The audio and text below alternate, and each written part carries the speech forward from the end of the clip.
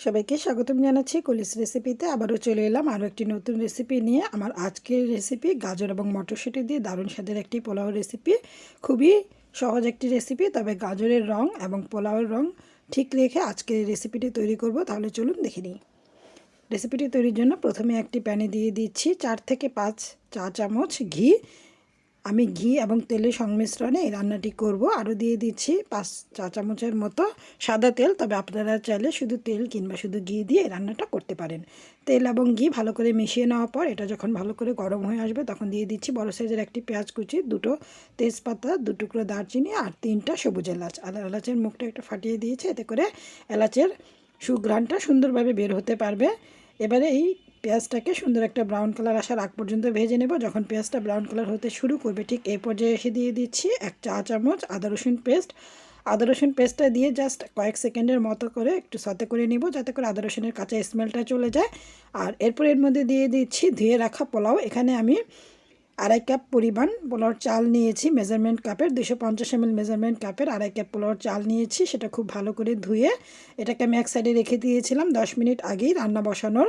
তারপর এখানে দিয়ে দিলাম, দিয়ে এবারে এই পোলাওর চালটাকে ভালো করে উল্টে পাল্টে মিক্সড করে নেব। আর প্রায় 2 থেকে 3 মিনিটের মতো চুলা রাসটা মিডিয়ামে রেখে এটাকে ভেজে নেব, যাতে করে নিচ দিয়ে লেগে না যায়। আর ভালোভাবে ভাজা হয়ে গেলে যখন এই পোলাওটা ঝরঝরে হয়ে যাবে তখন এর মধ্যে দিয়ে দিব ফুটন্ত গরম পানি। আমি যেহেতু এখানে 2.5 কাপ চাল নিয়েছি তাই এখানে 5 কাপ পরিমাণ ফুটন্ত গরম পানি ব্যবহার করছি। যতটুকু চাল তার ঠিক দ্বিগুণ পরিমাণে পানি এখানে ব্যবহার করতে হবে।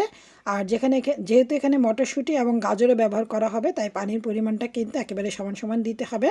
দিয়ে দিলাম স্বাদ অনুযায়ী লবণ, 4-5টা কাঁচামরিচ দিয়ে এটাকে ঢেকে দিচ্ছি। আর ঢেকে দিয়ে যখন এটা খুব ভালো করে ফুটে উঠবে তখন আবারও ঢাকনাটা খুলে এটাকে নেড়ে দিতে হবে। আর দেখতেই পাচ্ছেন পানিটা কিন্তু কিছুটা কমে এসেছে। ঠিক এই পর্যায়ে এসে এর মধ্যে কিন্তু গাজর এবং মটরশুঁটিটা অ্যাড করতে হবে। প্রথমেই গাজর এবং মটরশুঁটি দিয়ে দেওয়া যাবে না, পানি দেওয়ার সাথে সাথে যখন পানিটা কিছুটা কমে অর্ধেক হয়ে আসবে তখনই এর মধ্যে গাজর এবং মটরশুঁটি দিতে হবে। এই পর্যায়ে অ্যাড করলে গাজরের রং এবং পোলাওর যে ধবধবে সাদা রং আছে সেটা কিন্তু একদম পারফেক্ট থাকবে এবং মটরশুঁটির রংটাও একদম সুন্দর গ্রিন থাকবে, কালচে হয়ে যাবে না। ভালো করে মিক্সড করে নিয়ে এটাকে আবারও ঢেকে দিচ্ছি। আর ঢেকে দিয়ে চুলার আঁচটা একেবারেই মিডিয়াম টু লোয়ের মাঝামাঝি রেখে আরও 10 থেকে 15 মিনিটের মতো এটাকে রান্না করে নিয়েছি। টোটাল 15 মিনিট এটাকে দমে দিয়েছিলাম।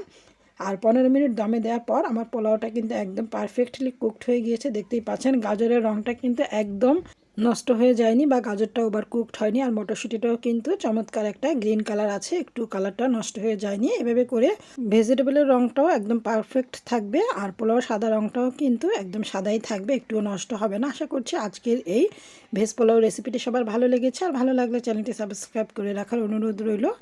সবাইকে ধন্যবাদ জানিয়ে আজকের মতো এখানেই বিদায় নিচ্ছি। সবাই ভালো থাকুন, সুস্থ থাকুন। আজকের মতো এখানেই বিদায়। আল্লাহ হাফিজ।